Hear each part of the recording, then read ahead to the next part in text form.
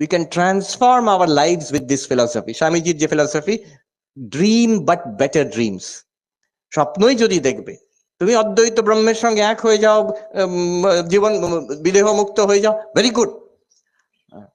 বুঁদ হয়ে থাকো ভগবানে, ভেরি গুড। তা যদি না পারো, আর ইফ ইউ ক্যানট, যদি স্বপ্নই দেখবে, dream but better dreams.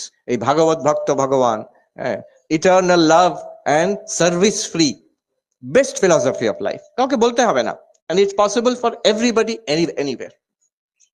Last আরেকটা সূত্র আমি বলে শেষ করছি, যেটা আমরা সবাই জানি, গভীর সূত্র। স্বামী বিবেকানন্দ, প্রথম নরেন্দ্রনাথ শুনেছিলেন, ঠাকুর বলছেন শিব জ্ঞানে জীব সেবা, যেটা স্বামীজি অনেকেই শুনেছে, কিন্তু স্বামীজি শুনে, নরেন্দ্রনাথ শুনে বেরিয়ে এসে বলছেন, আজ একটা এমন জিনিস পেলুম যেটা যদি ঈশ্বর কৃপা করেন সারা পৃথিবীতে একদিন ছড়িয়ে দেবো।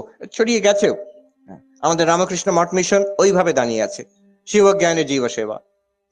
আমাদের ইন্ডিভিজুয়াল ফিলসফি সেটা, শিব জ্ঞানে জীব সেবা।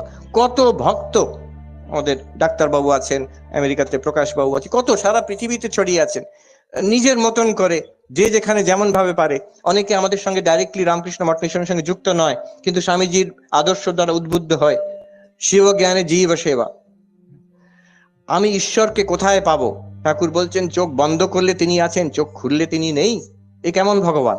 নিশ্চয়ই আছেন, তোমার সামনে জল জল করছে এই বিশ্ব ব্রহ্মাণ্ড। এই বিশ্ব ব্রহ্মাণ্ডই সেই ব্রহ্ম। তিনি এই রূপে আবরণ দিয়ে, মুখোশ পরে। কিসের মুখোশ? এই মানুষ, এই পুরুষ, এই নারী, এই শিশু, এই গাছপালা, এই কুকুর বেড়াল, এই পাখি, এই যে এমনকি জড় পদার্থ, বাড়ি গাড়ি, এই সব রূপে আমাদের সামনে, দ্য কসমিক ফর্ম, যাকে বিশ্বরূপ বলে, এই রূপে তিনি আছেন। এর সেবা করা, শিব জ্ঞানে জীব সেবা।